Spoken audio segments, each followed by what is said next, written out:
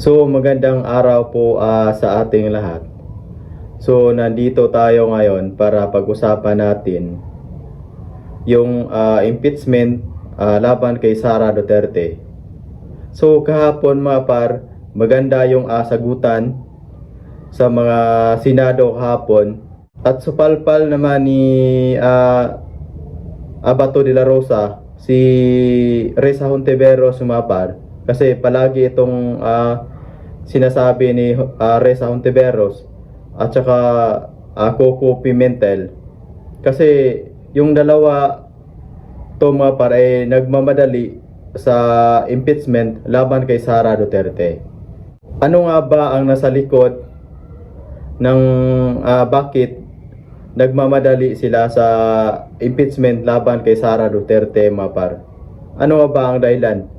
Takot nga ba sila kay Sara Duterte o ano nga ba? Kaya gusto nila na mapatanggal sa pwesto si Vice President Sara Duterte, kaya gusto nila na simula na agad. So supalpal si Reza Hontiveros kahapon mga par ni Bato de la Rosa. Kasi palagi po itong ginagamit ni Reza Hontiveros. Yung mga taong bayan daw ay naghihintay na daw. Nagmamadali daw yung taong bayan na mapa-impeach si Sara Duterte. Yun ang sabi ni Reza Hontiveros. Pero sinagot naman kay Bato de la Rosa mga par, sino ba yung mga tao, sino ba yung taong bayan na gustong mapa-impeach si Sara Duterte na nagmamadali upang mapatalsik si Sara Duterte sa pwesto? Wala nga bang kwenta ang mga kababayan natin yung nagsuporta kay Sara Duterte?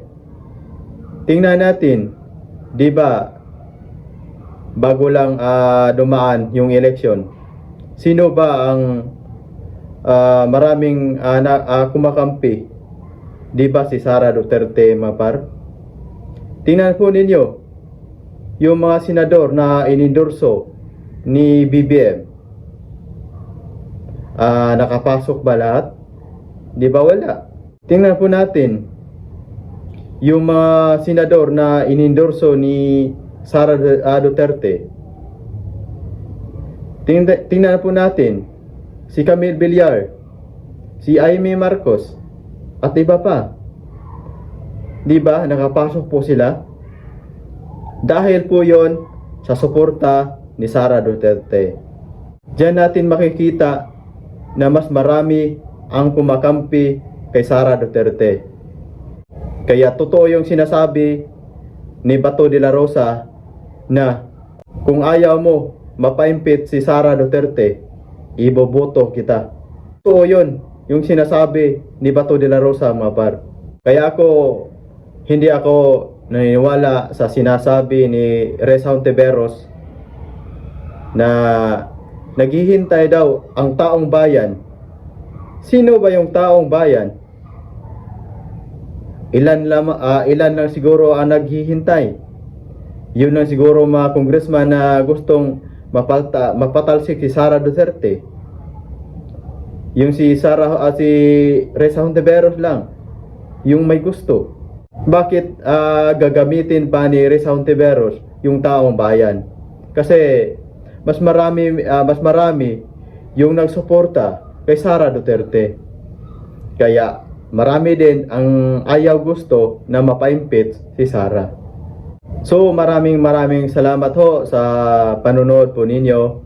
So sa mga viewers natin dyan, para palagi po kayong updated sa mga video reaction natin, paki-subscribe naman mga par